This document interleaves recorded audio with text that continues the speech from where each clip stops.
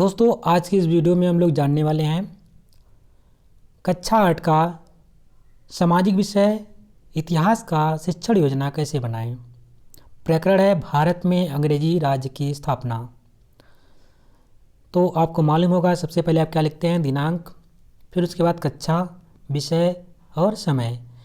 किस कक्षा का है? कक्षा 8। विषय क्या है? इतिहास और समय 40 मिनट।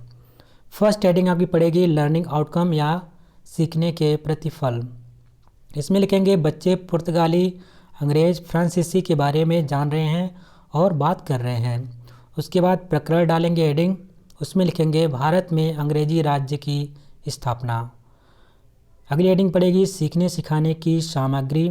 इसमें लिखेंगे भारत में अंग्रेजी साम्राज्य की स्थापना को दर्शाता हुआ मैप, मॉडल, चित्र, चॉक, डस्टर, ब्लैक बोर्ड आदि। उसके बाद अगली हेडिंग पड़ी जाएगी सीखने सिखाने की प्रतिक्रियाएं या गतिविधियां। इसमें इस प्रकार से आपको कॉलम बना लेने होते हैं, 4 कॉलम बन जाएंगे इसके। फर्स्ट में लिखेंगे क्रम संख्या, दूसरा हमारा हो जाएगा चरण, तीसरे कॉलम में लिखेंगे समय, चौथे कॉलम में लिखेंगे आकलन के तरीके।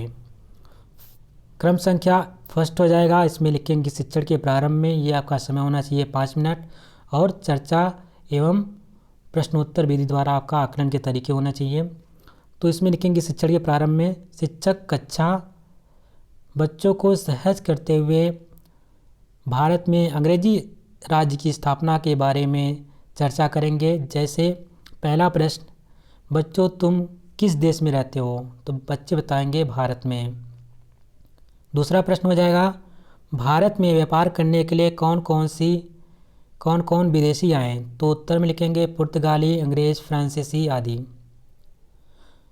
उसके बाद प्रश्न नंबर 3 हो जाएगा अंग्रेज ने भारत में किसकी स्थापना की? तो लिखेंगे उत्तर में अंग्रेजी साम्राज्य की। चौथा प्रश्न होगा भारत में अंग्रेजी राज्य की स्थापना से आप क्या समझते हैं? ये समस्यात्मक प्रश्न हो जाएगा। अगला चरण स्टार्ट होगा हम लोग का। सेकंड चरण हमारा बनता है शिक्षण के दौरान, और क्रम संख्या अगला हमारा हो जाएगा सेकंड। इसका जो समय होगा 20 से 25 मिनट होगा, और ये जो आकलन के तरीके में उसमें लिखेंगे समूह कार्य एवं चर्चा द्वारा। शिक्षण के दौरान में लिखेंगे शिक्षक कक्षा में बच्चों को भारत में अंग्रेजी साम्राज्य की स्थापना का चित्र दिखाते हुए बताएगा।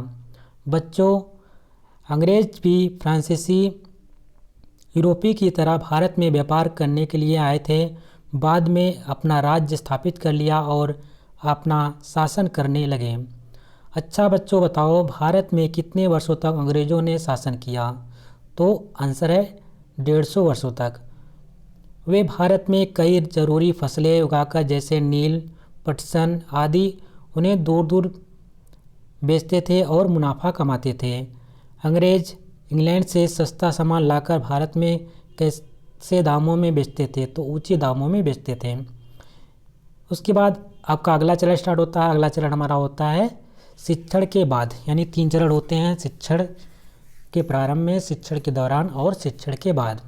तो तीसरे चरण में हम देखते हैं, ये आपका 10 मिनट का होना चाहिए, और इसमें संभावित प्रश्न जो संभावित छात्र कथन हो सकते हैं इस प्रकार से। पहला प्रश्न यहाँ से बनता है आपका, सोनी तुम बताओ, किसी बच्चे का नाम ले लेंगे, ठीक है।